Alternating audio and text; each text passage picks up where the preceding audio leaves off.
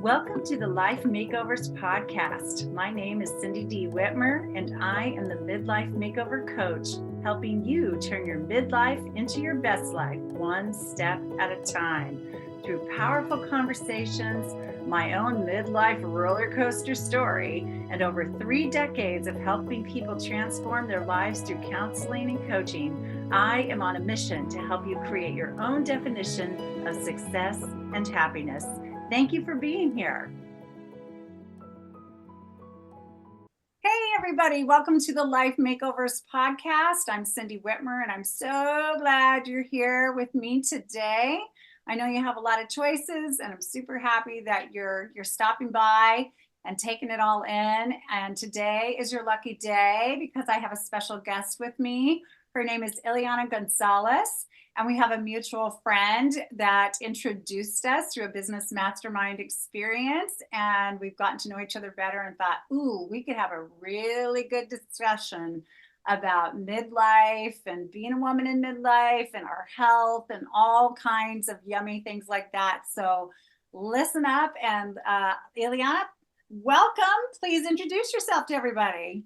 Thank you so much, Cindy, for having me on, and shout out to Alyssa for that introduction and for bringing us and for bringing so many wonderful women together. Yes. So my name is Ileana Gonzalez. I am based out of Annapolis, Maryland, just like DC metro area. I have been an Ayurvedic practitioner since 2011. I started my practice in that year after spending a couple of years going back and forth between India, where I initially, learned of Ayurveda and fell completely head over heels with the approach and thought, my God, this is so powerful and empowering, and I have to be a part of it.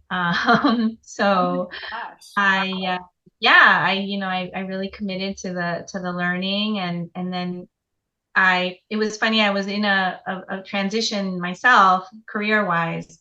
I had been in IT consulting for a long time, and I got laid off, and I was like, I can do two things with this. I can be either like really sad and depressed, or I can go out and live my life. So I chose the latter, and I traveled to India, and the rest is history, as they say. So already, can I interrupt you? Because you just said something there that I talk to women about all the time. And that is, you said I could either just stop living my life or whatever you just said, like give up or whatever your words were. Yeah. Or I could get out there and do something. Yeah. And you made the choice to go live and figure it out, right? Yeah. So you went on an adventure and you learned this whole new approach to health. Yeah. So tell us about tell us about Ayurveda. I never say it right. Ayurveda. Ayurveda. Yeah. So the word Ayurveda is actually a combination of two Sanskrit words, meaning the knowledge of life. You can sometimes see it translated as the science of life. But I always like to tell people that it's like a how-to manual. It's a manual on how to live life. Really? Originally, Ayurveda started as a medical system. So it was given to humanity as a way to prevent and cure disease. And it's still, to this day, it's practiced as a medicine, and it can be a very powerful tool for diagnosing and curing disease. But most importantly, Ayurveda is a lifestyle approach. Okay. So through specific, very intentional practices, it promotes long-term health and well-being. So that's, I would say, the overall or the overarching goal of Ayurveda is longevity. Wow. And of course, with longevity comes the fact that, we want to live a long time, but we also want to live well, right? We want the quality of life. Right. And so the teachings of Ayurveda, that's really where they become very, very useful to our day to day. And one of the things that has always, really amazed me about Ayurveda is that it's a over 5,000-year-old science. However, it is completely relevant to how we live our life today. Wow. Yeah, it's almost like the sages 5,000 years ago were like, I wonder what life is going to be like in the year 2024, because these are the things that we shouldn't be doing. And it's like they nailed it. They knew exactly Um, they knew exactly the kinds of things that were going to make us sick. how did they know? How did they 5,000 years ago? Yeah. How did they Well, know this? yeah, and Wow. that's part of the wisdom, right? This ancient wisdom is exactly like, how did they know? Yeah. Um, Oh, so what history tells us, and what the I guess the stories tell us, is that the way that they knew is through contemplation and observation. So they were sages that they were they would literally spent their day in contemplation and meditation. They were renunciates, right? So they didn't have any material attachments. They didn't have any they weren't householders, right? So they didn't have to like support a family, go out and work. That's all they did all day was observe nature, sit in nature, contemplate. And um, wow. through this, they gained the wisdom of how nature works and how nature affects us. Wow. So at the end of the day, Ayurveda is a natural science, Okay. which means that it follows the laws of nature. Okay. Oh my gosh. So what are these laws? I mean, is that a fair question or? It is, and it's actually a very important tool with which to understand what Ayurveda is, and ultimately understand ourselves. Okay. So, at its core, Ayurveda teaches that we are nature and nature is us, Okay. All right. right? So it So teaches that one there's no separation. separate. Exactly. Okay. We've heard this in different ways, like if you've heard the term like as above, so within, Yeah.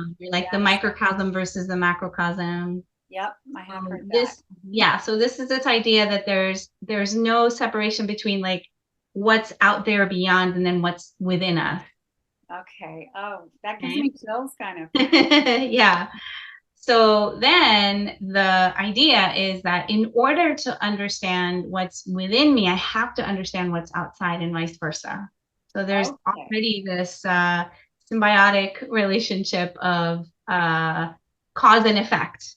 Okay. Okay. I see. Whatever happens out there will affect me, and vice versa. Well, you said a load there. I mean, I just think about environment stuff, issues, Hmm. and how we're treating our planet. Correct. It's the Yeah, other inhabitants besides humans. correct. All of them. And ooh, if Hmm. that's what happens out there, happens within, Yes. that's a problem. That is a problem, unless you live in the way that Ayurveda teaches, which is living in sync with nature. Okay, how do we do that? How do we Okay. live in So sync with nature? so a lot of us are probably already doing that without realizing it, because most people, for the most part, and this is also like this is a really big part of trying to promote harmony. And we'll talk more about this. But for the most part, most Okay. people understand that there's like a wake sleep cycle, Oh, right? There's yes. a cycle where you are active and awake and Mhm. carrying out all your daily activities. Then there's a period where you're resting and sleeping and resetting. So Like most our people understand that. circadian rhythms. Is that what you're talking That's about? Or exactly what it is, the circadian rhythm. okay. All right. So remember, this is 5,000 years old, but 5,000 years ago, the sages, they already understood this connection. They already knew that this rhythm of the sun, this rhythm of light and darkness has a huge impact on human physiology and human biology. They already understood this, right? Wow. Fast That's forward to the 21st century, and now we know for a fact that the circadian rhythm not only does it exist, and we also know that it literally impacts our brain. Um, so it's taken about 200 years for all of the science to kind of come together. And I'm a circadian rhythm geek. Like I geek out on this stuff. So I could talk about it for forever. But basically what they have found after all the research, they found that there's a little receptor in the back of our brain, like right at the hypothalamus, which by the way is the same part of the brain that houses our nervous system, our autonomic nervous system. So all the stuff that you do, without even thinking, right? The blinking, the yawning, the heart beating, the blood, like all of those functions are also regulated in that part of the brain. So they found that there's a little receptor it's a cluster of cells, and it's called the suprachiasmatic nucleus, the SCN. okay. The suprachiasmatic nucleus basically works as a clock, a master clock. Wow. And this master clock depends on sunlight. And when the eyes receive the sun, it sends a signal to that nucleus, and that nucleus, that clock, sends signals to all the clocks in your cells. Every single cell of your body also has clocks, and they depend on this master clock. Wow. What about people who live where it's like dark for 6 months, or Yeah. people who work third shift who are awake when most of us are asleep? I mean, what about those kind of situations? Yeah. So there actually has been a lot of research done with shift workers, and they've found that unfortunately there are a lot of negative effects. One of the earliest research studies that was done about the circadian rhythm and this whole idea of the clock, the scientists went into a cave, and it was like a cave where it was pitch black, like there was not even one little teeny tiny ray of sunlight, and they lived in this cave, and they took plants into this cave too to study what happened to the plants. And they went into this cave, and they found all sorts of misalignments with bodily functions and its rhythm. So what we know now, again, like after numerous research, is that the so-called lifestyle diseases, and we've named them lifestyle diseases. They're the top 10. I don't know them all off the top of my head, but like the diabetes, right? The adult onset diabetes, heart disease, the COPD, certain types of cancers, like things like that have become really common. They're called lifestyle diseases because not only are they caused by lifestyle, they're also cured by lifestyle. And the circadian rhythm plays a huge, huge role in it, because we know there are certain times of the day where your pancreas, right, is supposed to be secreting the insulin, and like we know that there's a certain time of day where your brain, your brain goes in waves during the day, and it releases like acidonin, I think it's called, like basically the sleep wake hormones. They're all regulated in that same part of the brain as your SCN. So all of this to say, when you align your rhythms to the rhythms of nature, this is how you promote long-term health and well-being, right? And this isn't this isn't even modern science saying it, although they are saying it as well, but this is ancient wisdom saying it. And they have been saying it for a long time.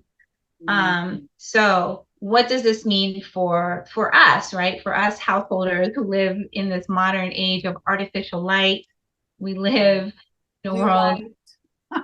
yeah, the Yeah. screens, yeah. Screens. Ugh. So what this means is that because because our culture and our lifestyle is not really designed to easily follow the circadian rhythm, we have to make huge effort and huge sacrifices in our lifestyle to realign with this rhythm. Okay. Oh, wow. Okay. So how do we do it? So yeah. So that's the secret, right? And by the way, um, as an Ayurvedic practitioner, this is like the first step in working with someone, right? No matter what you bring to the table as far as like, these are Basis my of getting the rhythm. That's the number foundation. one. This is the foundation. The Wow. sooner you start, the better. Okay. If you do nothing else, like this is the thing to really, really focus on. So I'll Okay. just give you some examples. Okay. Great.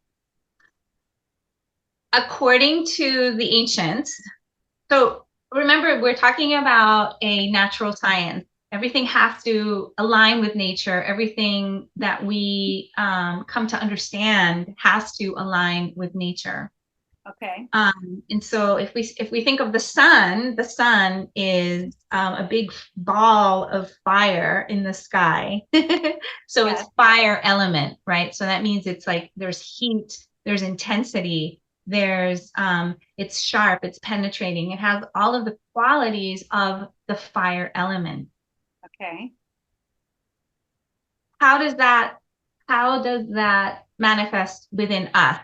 As our internal nature is, we also have internal fire. We have digestive fire. We have like this, Oh, think of it as a furnace that is constantly like that. The dial is being turned up and down. If you're in rest mode, the dial is a little low because you don't need a lot of that energy. But as soon as you put something in your mouth, then your brain is like, oh, food is coming. So that dial is turned up. okay. And Right? you're So not that talking body temperature, you're talking energy levels, I'm right? talking energetically. Yeah. Okay. Metabolism. Think of it as like the Okay. energy that you need to metabolize. Okay. Gotcha. So this goes hand in hand with this idea of like, okay, the fire is the highest during a certain window of time. Mm-hmm. Right. We know it to be 10 a.m. to 2 p.m. is when that sun is like highest in the sky. Therefore, it's going to be the strongest. Therefore, because remember, cause and effect. Right. If something happens outside, something else is going to happen inside. So then it goes without saying that my internal fire will also be naturally turned up, which means that, hey, like my metabolism is ready to go. So I need to have my strongest, heaviest meal at that time. Oh, oh gosh. And most of us are not doing that. And most of us are not doing that because of work and schedules and all sorts of things. But if you think about it, your ancestors knew this, right? You don't even have to go back too many generations Uh, for ancestors who lived off of the land, right. and they didn't stay up late because they didn't have the artificial lighting. So they were already just kind of like naturally attuned to the schedule, Yes. Yes. right? Right. So that's a first example. So the fact that our biggest meal, it's better to have it in the middle of the day because that's when our metabolism naturally is going to support digesting that food. Okay. Oh my goodness. And Okay. um, but by that same logic, the less sun, so as the sun starts going down, obviously our internal fire is also going to go down as well. And this is a natural signal to our brain like, hey, it's time to slow down. It's time to slow down. We're not going to have any more food. So, don't worry about that. We're going to start slowing down. We're going to start getting ourselves, ready for a deep rest. Okay. And this is another area where people have a lot of problems, just because of our schedules, our modern schedules. But the other side of that, the intensity in the middle of the day, there's an intensity of rest, meaning the best kind of rest, the deepest, most restorative kind of rest happens between 10 p.m. and 2 a.m. Oh, okay. All right. So that means that tells us that by 10 p.m. we should be asleep, Out. right? We should be out. We should be like, don't watch the news first, then go to bed. Exactly. Go to bed. No, like 10 p.m. Like I'm already, it's been 30 minutes, lights out. Yeah, right. And the thing about that is that if you lose that window, you have to wait until the next day. Wait a minute. What? Right. Wait, you lose, what do you mean? If you go to bed at 11? If you lose the window of deep sleep, okay. If you go to bed at 11, you've lost an hour. Now you have to wait until the next day. In other words, you can't make up. Can't make up sleep. I've heard that before. Okay, Yeah. so what about, one of the issues of women in midlife, Yeah. sleep and interrupted sleep when they're going through perimenopause, menopause. Oh, yes. They're waking up at 1, they're waking up at 3, they're waking up at 2, they're awake for 2 hours, then they crash for another couple of hours. Is there any helping them? I suppose that's hormonal or whatever, but what would this approach say about that? Do you think? So there's going to be lots of levels to that. As I said, the first thing to do is to really look at that schedule and do whatever possible to be as close to that as you can. So that's the foundation. If that's not in place, nothing else is really going to be sustainable in the long term. And that's another thing about what Ayurveda teaches. We want things to be sustainable over the long run. Sure. And we know also just from experience that the quick fixes are not usually sustainable. The quick fixes is yes, we fixed it in the moment, but that underlying the underlying issue is still there. So we always, this is why Ayurveda is it's a very kind of gentle, slow approach for that reason. Okay. So looking at the schedule is the first thing. And then we have lots of other practices that can help us with the deep sleep and the uninterrupted sleep. But the interrupted sleep, we have also found that it's actually normal. It's actually normal to have interrupted sleep because we have spindles. They're called sleep spindles. And these sleep spindles they're basically like cycles. So there's a cycle where you're deep asleep and then you're going to come out of that cycle. Then you're going to go back into the cycle and you're going to come out. So the normal thing is actually for you to go in and out. What's not normal, of course, is if you have trouble going back to that next spindle. What's not normal is if you're just lying there, I'm dripping in sweat, I'm so hot, I can't, that's obviously a problem. But normal sleep cycles go in cycles. It's not one continuous line. It's like spindle after spindle. So waking up briefly, falling back to sleep, turning over, whatever. Correct. Yes, all of that is normal. I mean, a lot of women in midlife go to the bathroom at least once a night. Oh, yes. Yeah. Okay. I mean, so for that type of thing, we have other tools that could help us. So we have things like yoga nidra, which is a specific kind of meditation directed to sleep. we have herbs, we have things like golden milk. I love golden milk, and I love telling women about golden milk because it's so nourishing. And it's all it is. It's basically you boil milk. It could be cow's milk. It could be any milk that you already use. And it's called golden milk because you put either turmeric or saffron in it, and it turns golden.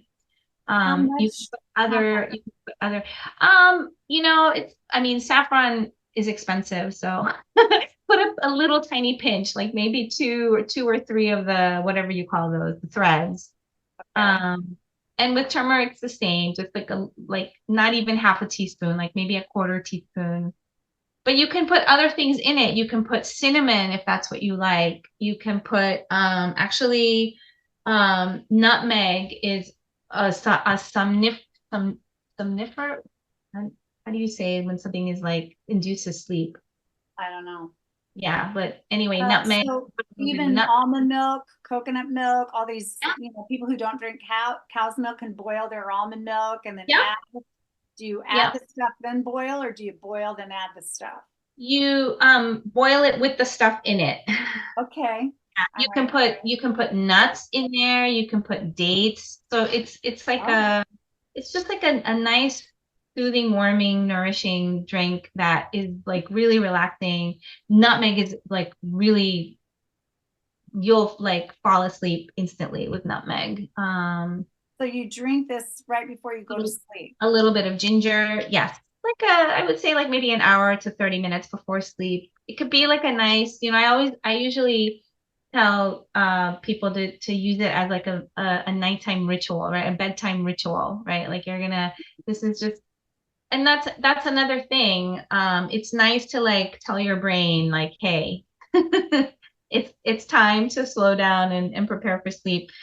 Some other practices, the self oil massage, which is a big thing in Ayurveda, a warm bath, a little, there's certain yoga poses that could help. So we have a lot of different practices that can help. But again, like if your normal bedtime is 1 a.m., I mean, That sounds awful to me.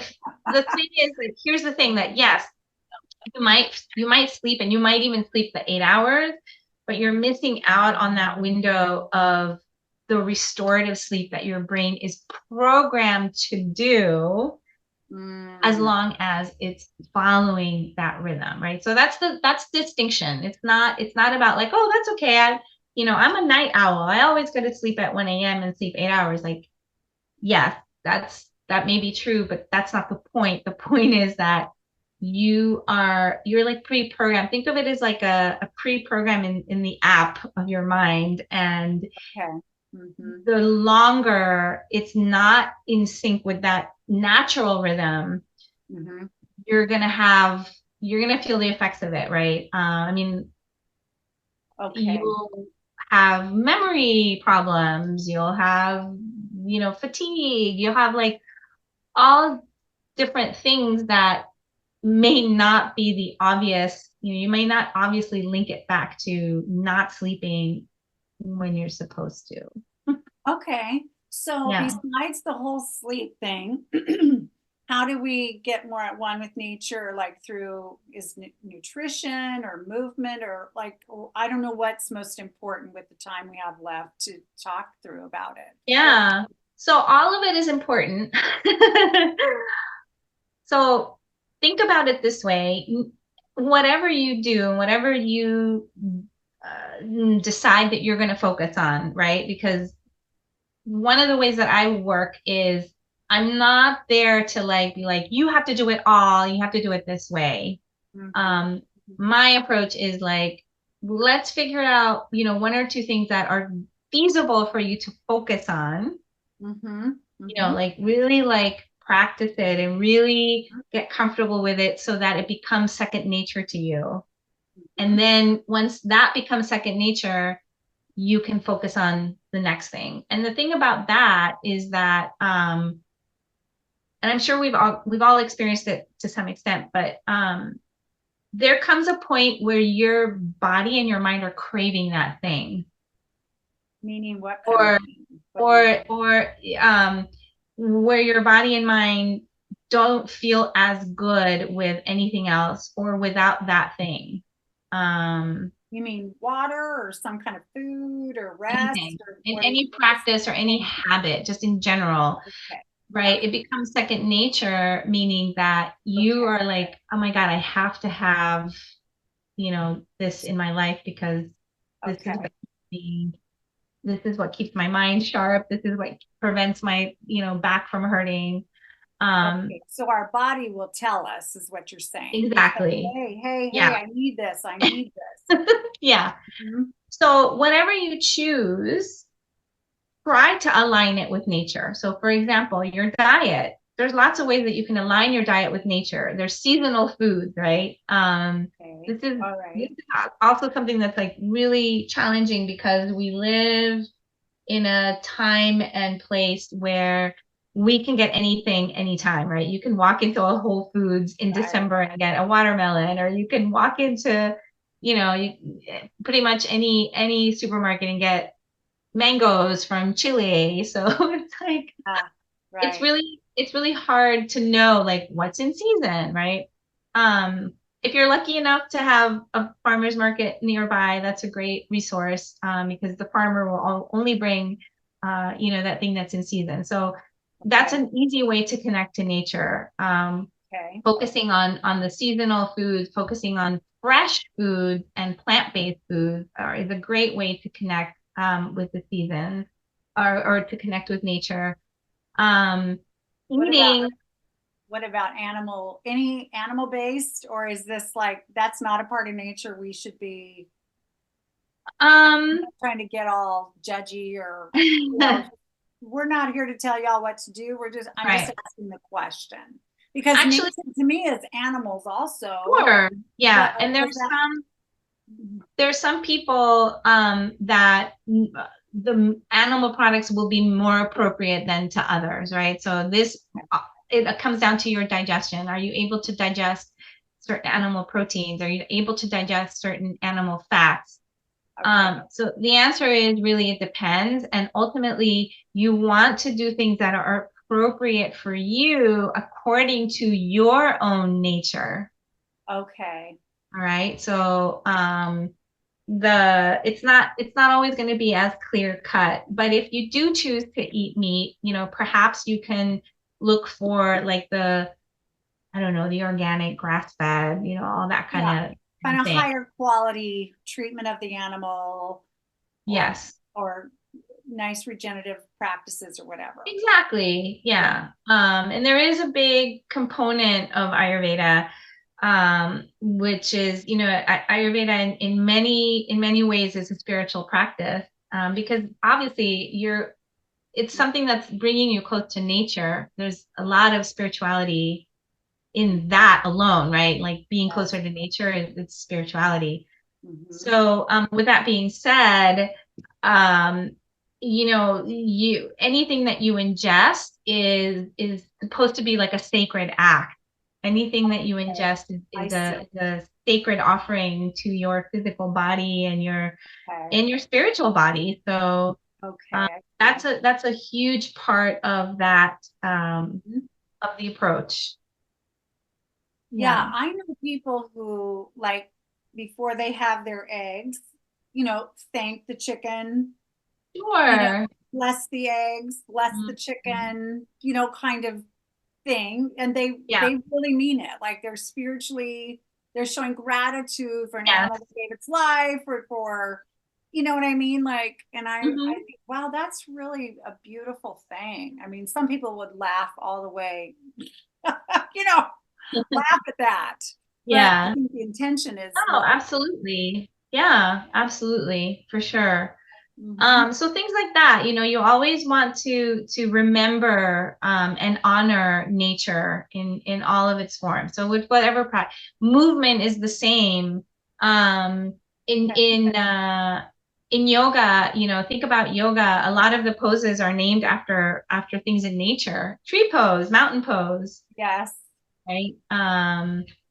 About they're named after animals. So, but ultimately, um, again, we want to also honor our own nature. And this is one of the things that Ayurveda does really well, is it teaches us how to know our nature. And as a matter of fact, that's one of its end goals, is knowledge of the self. So really it's all about like, I need to know myself with a capital S. And so it takes a lot of observation. It takes a lot of, mindful and intentional living lifestyle practices. And in the end, again, like I'm honoring that inner wisdom, that inner nature. So so one of the things that women in midlife struggle with all the time is honoring themselves, loving themselves, doing what they Yes. want, that kind of thing. And Yes. so if you had one tip on or what this approach would say about knowing the self, Hmm. what would that be? Like knowing the self or honoring the self or whatever. Yeah. What would that be, do you think? So the premise is that that you are sacred, that you are that the really the crux or the heart of the approach is that divine is not separate from you, that divine is actually within you. It's part of you and who you are. And this is Mm-hmm. why you approach yourself with a lot of reverence and a lot of honor, and because it is, it is that ultimate, the ultimate goal is the connection with that inner divine. Okay. So there's nothing more, I really can't put it any other way, right? It's like I can't not approach my own divinity with the deepest reverence. That's what it calls for. And so what happens, of course, is that all the other crap in life gets in the way. It makes it murky, and it kind of like, it starts weighing you down. The worry, the fear, the trauma, blah, blah, blah, and the this and the that. Yep. And it starts literally weighing you down and getting murky and stagnant. And it doesn't allow that inner divine beauty to come out. And so our job, and this is why like the lifestyle is so important, is our job is to clear all that crap away. You gotta take it out, because what you want is to bring out this inner light, which is what is going to elevate humanity and really, uplift the world. You can't uplift the world when you're feeling like crappy, right. And right, you can't do that. Overwhelmed. When you're overwhelmed, yes. Right? When you're overwhelmed and tired and all of that. And that becomes like a huge challenge, right? Because you're not feeling well. But I think all of us, in some way, I think the idea that, like I can uplift humanity, like that's really empowering. Well, it's, I think a lot of people don't realize they can, and that even the smallest act of kindness is doing that. Like just even being nice to the grocery clerk, smiling at them. Hey, Sure. how you doing? Asking them how their day is going, instead of just throwing the groceries on the, clink, beep, beep, beep, beep. I mean, just that is like honoring. You're noticing them, like you're saying, I see you. You're a human being like me. I see you. Or you're a spiritual being like me. I see you. And that feels really good. But often what women do is they neglect themselves, always others focused, thinking they're here to serve everybody on earth, which there's maybe some truth. Of course, a life of service is a life of joy as well, but there's a balance issue, right? A balance. And you can't serve, if you're not taking care of yourself first. Okay. Yeah, if the tank's empty, you're not going to be able to help somebody else.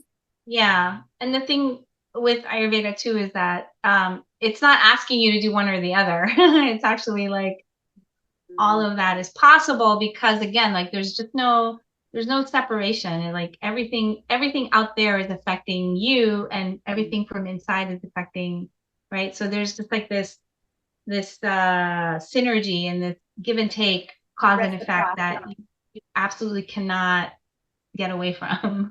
So there's a constant reciprocity. Constant. Yeah. Whether we know it or not, whether we're conscious of it or not. Yeah. And this is a basic law of nature. It's the theory of chaos, the butterfly effect. Oh, Right? yes. It's like one little teeny tiny thing has this ripple effect that doesn't stop. It just keeps going.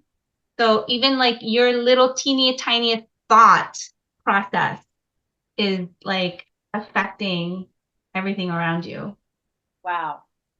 Yeah. Okay. Like someone told me that if we lose bumblebees, we're screwed. Yeah. Like that's, and I don't know all the ways, but that, you know, you just don't think, oh, really? We just the bumblebee? I mean, but yet it all comes together. It's a master plan that's so fascinating. So we want to be good players in the game of life, huh? Okay, well, we have just a couple more minutes. So is there something that you haven't had an opportunity to say or explain, or something you think, oh, I want to make sure they know that? Yeah. So just wanted to, let your listeners, your audience know that whatever it is that they're experiencing or going through, like that it's okay. And nature is here to support us, and nature wants to support us, but we also have to make the necessary shifts in order to live more in alignment with nature, more according to nature's laws. And so, if you look on my website, there's a couple of different offerings, a couple of different ways in which you can do that. I work with people online. You can do lifestyle coaching where we want to find out, like, how did you get here? And now what do we need to do in order to start making some of those shifts and transforming and finding, some relief in wherever you happen to be now. So please visit my website, get in touch with me, ask me any questions.